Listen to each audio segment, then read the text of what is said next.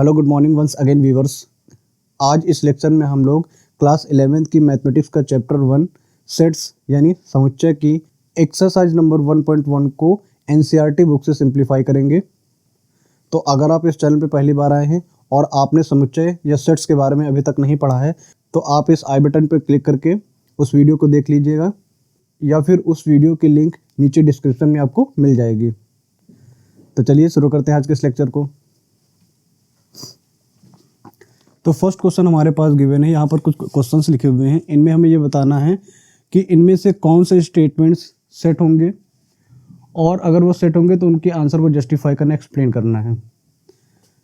तो first question है the collection of all the months of a year beginning with the letter J.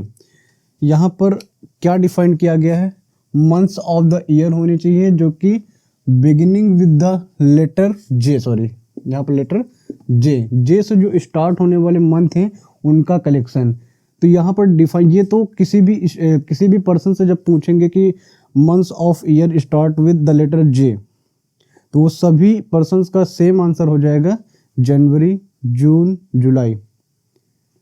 तो ये एक set होगा और सेट कैसा होगा? जनवरी, जून एंड जुलाई।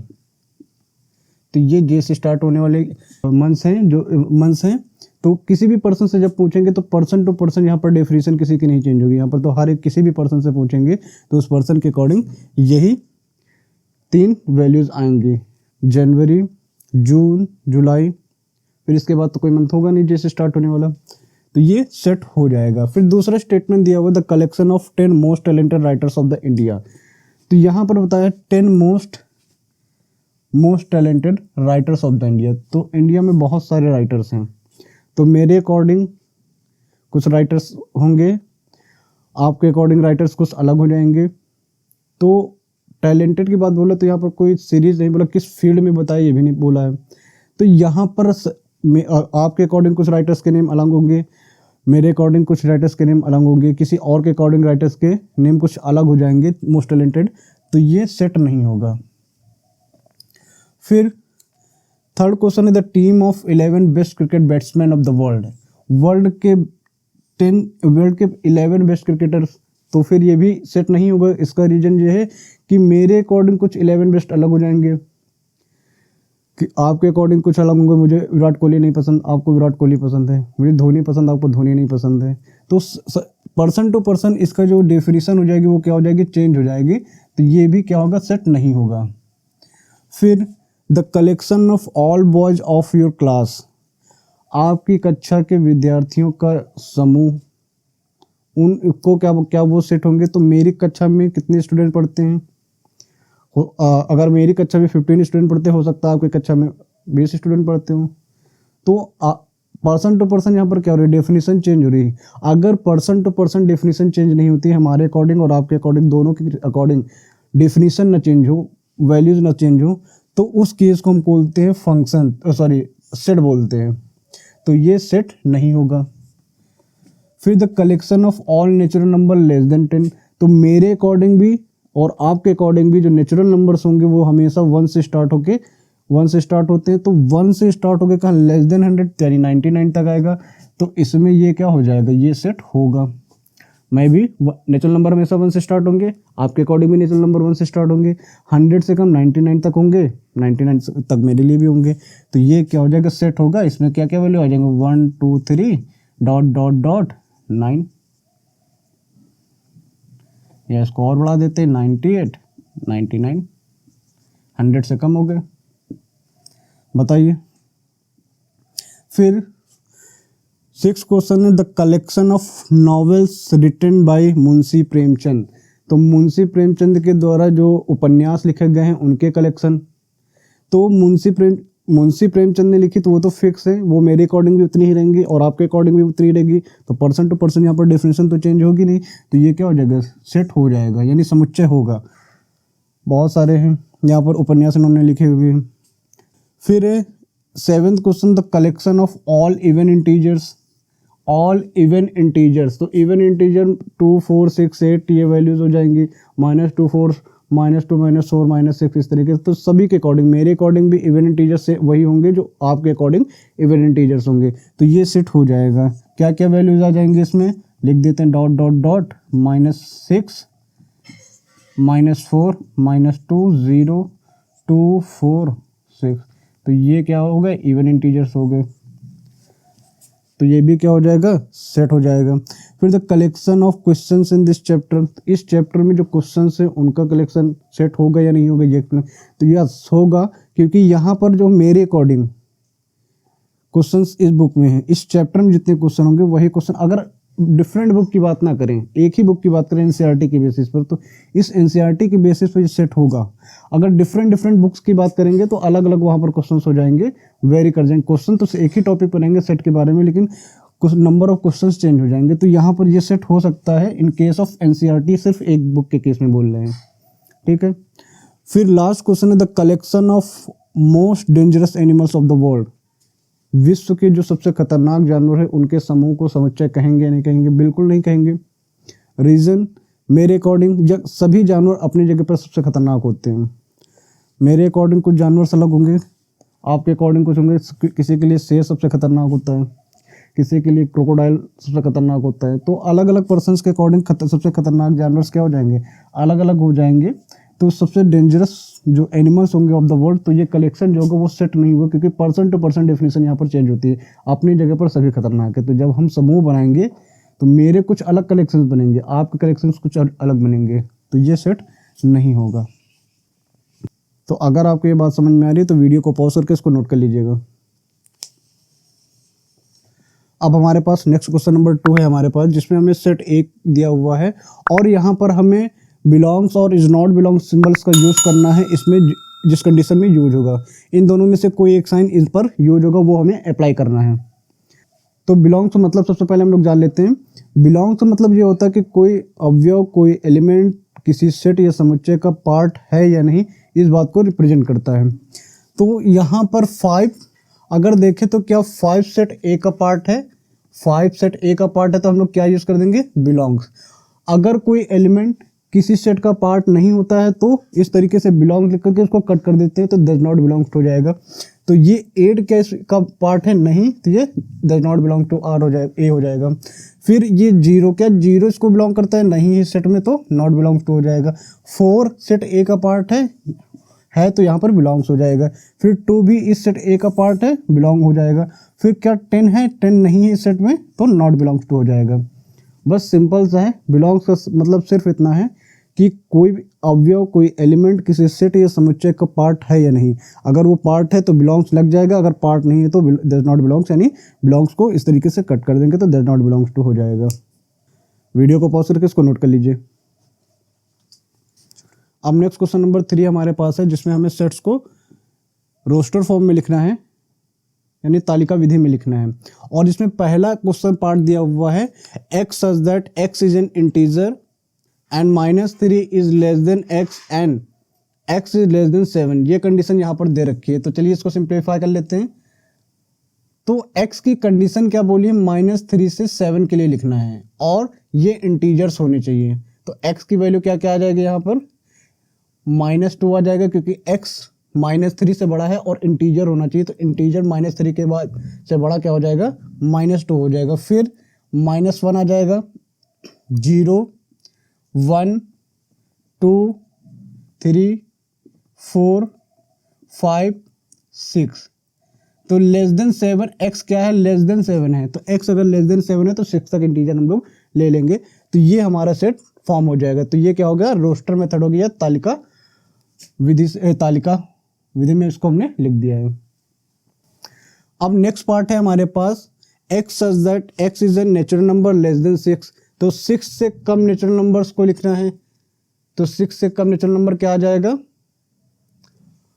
1, नेचुरल नंबर 1 से स्टार्ट होते हैं, 2 हो जाएगा, 3 4 5। 6 से कम तो 5 तक नेचुरल नंबर्स आ जाएंगे। तो ये सिंपली इस तरीके से लिख देंगे।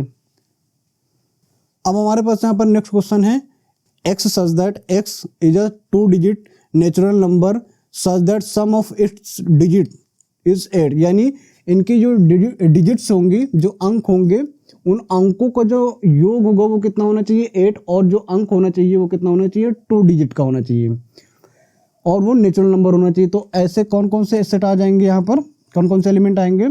तो पहला हो जाएगा आपका 2 6, सबसे पहला जो आपका आएगा 2 6, इनका जो सम डिजिट्स का होगा वो कितना हो जाएगा 8 हो जाएगा। फिर इसका अपोजिट लिख सकते हैं 62, इसका अपोजिट कितना हो जाएगा 62, इनका सम भी कितना आ जाएगा 8 आ जाएगा। फिर क्या और क्या नंबर आ जाएंगे 4 4 44, तो 4 + 4 कितना हो जाएगा 8 हो जाएगा। फिर 53, 5 + 3 8 हो जाएगा। 35 ये हो जाएगा। 6 2 हो गया है। फिर 7 1 71 का सम, 7 + 1 का सम भी 8 हो जाएगा। 17 ये भी सम कितना हो जाएगा 1 + 7 8 हो जाएगा। और इसके बाद आ जाएगा 8 0 80, तो 8 + 0 कितना हो जाएगा 8 आ जाएगा। तो ये वो नेचुरल नंबर्स हैं जिनकी डिजिट्स का सम कितना है 8 है। तो ये हमारा सेट यहाँ पर फॉर्म हो जाएगा। तो अब नेक्स्ट क्वेश्चन है x such that x is a prime number which is divisor of 60। x क्या है? एक प्राइम संख्या है, अभाज्य संख्या है, जो कि 60 का क्या है भाजक है, यानी 60 को डिवाइड करती है। तो इसके लिए क्या क्या 60 से कौन कौन डिवाइड हो जाएगा? 1 तो डिवीजन हो गए, तो 1 को लिखे या नहीं लिखे? चलिए 1 को लिख लेते हैं, 1 से तो 60 डिवाइड हो गई। लेकिन सबसे छोटा भाजक क्या होता है 2, तो हम लोग 2 से स्टार्ट करते हैं, तो 2 हो जाएगा। 1 को नहीं लेते हैं, 2 सबसे छोटा जो अभाज्य संख्या होती है वो 2 ली जाती है, तो यहाँ पर 2 हो जाएगा। फिर इसके बाद 62 से डिवाइड हो जाएगा, फिर 3 से भी डिवाइड हो जाएगा 60, उसके अलावा 5 से डिवाइड हो जाएगा। ये सभी क्या है अभाज्य संख्या है।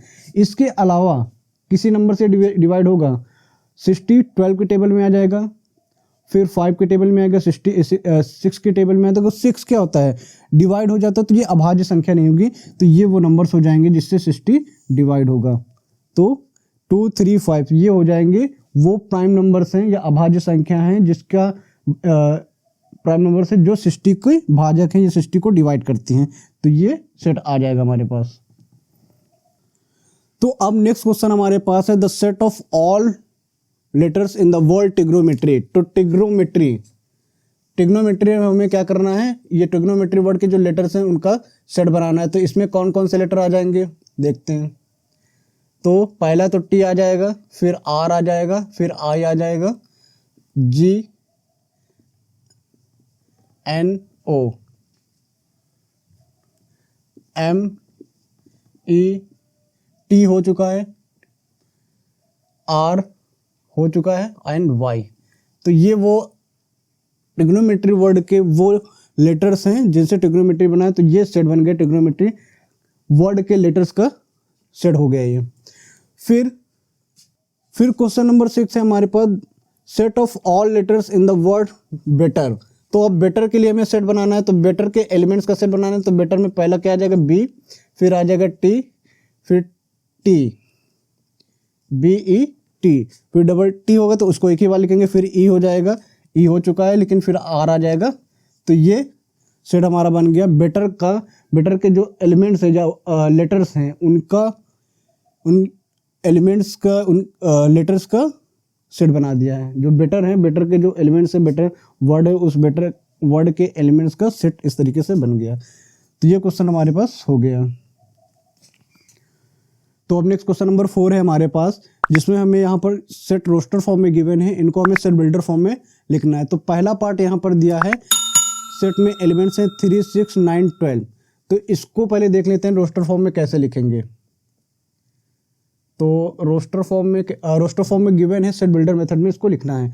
तो क्या लिख सकते हैं इसके लिए, x सच दैट, एक यहाँ पर 3 है, 6 है, 9 है, 12 है, क्या हो गया 3 का मल्टीपल हो गया।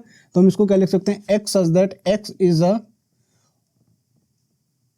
Is a natural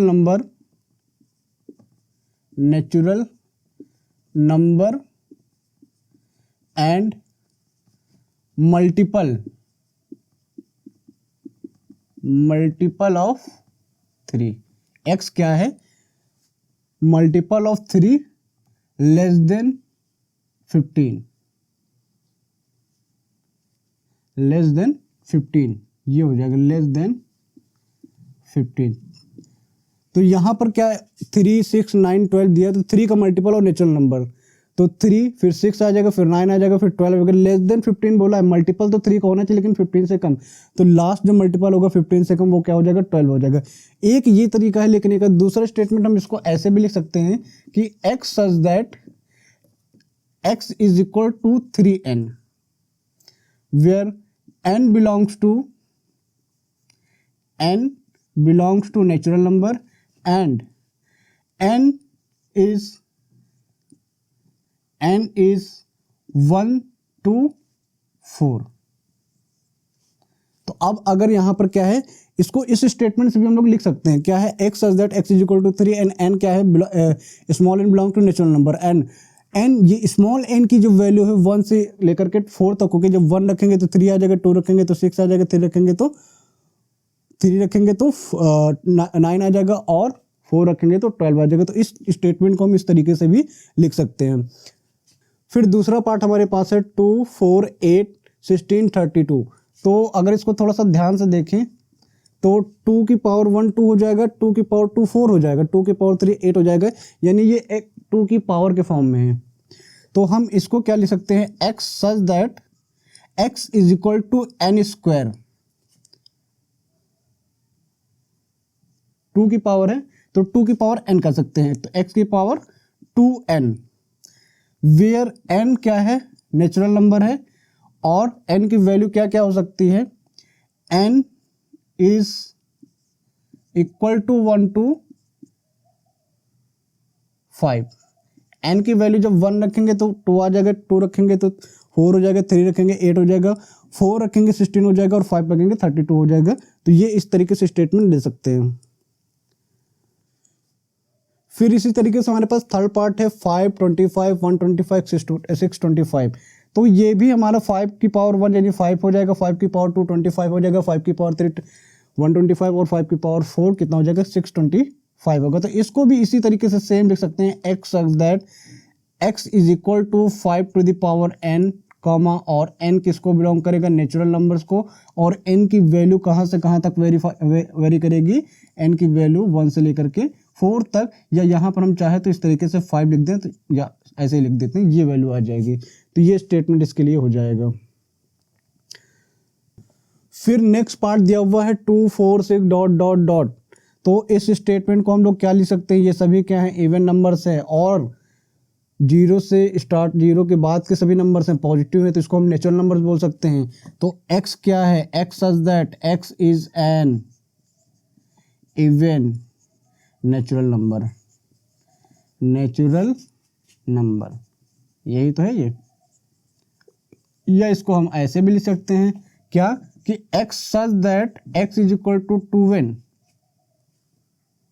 and n belongs to natural number, और n की वैल्यू कहाँ से वेरी करेगी, और n की वैल्यू नेचुरल नंबर रखेंगे तो n इक्वल टू 1, तो ये इतना आ जाएगा, सिंपल सा ये लिख देंगे।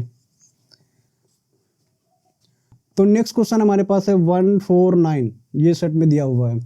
तो 1 का स्क्वायर 1 हो जाएगा, 2 का स्क्वायर 4 हो जाएगा, 3 का स्क्वायर 9 हो जाएगा। तो यानी यहाँ पर नंबर्स का स्क्वायर गिवन है, और कैसे स्क्वायर्स हैं, सभी पॉजिटिव हैं, तो इसको भी हम क्या लिख सकते हैं, x such that x is equal to, x क्या हो जाएगा, या x क्या है, स्क्वायर्स हैं, x इज अ स्क्वायर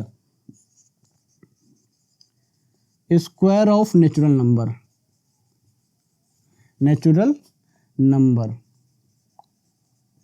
तो 1 का स्क्वायर करेंगे कितना आ जाएगा, 1 आ जाएगा, 2 का स्क्वायर करेंगे 4 हो जाएगा, 3 का स्क्वायर करेंगे 9 हो जाएगा। या इसी स्टेटमेंट को हम लोग क्या लिख सकते हैं, x such that x is equal to n square and n belongs to natural numbers, ये स्टेटमेंट भी हो जाएगा। तो ये इस तरीके से हम लोग लिख सकते हैं। तो जब 1 रखेंगे तो 1 आ जाएगा, 2 रखेंगे तो 4 हो जाएगा, 3 रखेंगे तो 9 हो जाएगा, 4 रखेंगे तो 16 हो जाएगा। इस तरीके से स्क्वायर्स आ जाएंगे नंबर्स के। तो अगर ये क्वेश्चन समझ में आए हैं तो वीडियो को पॉज करके इसको नोट कर लीजिए। तो अब नेक्स्ट क्वेश्चन नंबर 5 है हमारे पास, जिसमें हमें यहाँ पर कुछ क्वेश्चन सेट बिल्डर फॉर्म में दिए हुए हैं। उन क्वेश्चंस को हमें रोस्टर फॉर्म में लिखना है, एलिमेंट्स को लिखना है सेट के फॉर्म में लिखना है, यानी रोस्टर फॉर्म में लिखना है, सेट बिल्डर फॉर्म दी हुई है। तो पहला पार्ट यहाँ पर गिवन है इसका, x such that X is N odd natural numbers. तो एक्स क्या है, ऑड नेचुरल नंबर है। तो ऑड नेचुरल नंबर्स क्या क्या होते हैं, 1, पहला क्या हो जाएगा 1, 3, दूसरा ऑड नेचुरल नंबर ऑड होना चाहिए और नेचुरल तो 1 से स्टार्ट होगा, 3 हो जाएगा, 5 हो जाएगा, 7 हो जाएगा, डॉट डॉट डॉट, इस तरीके से एलिमेंट्स आ जाएंगे।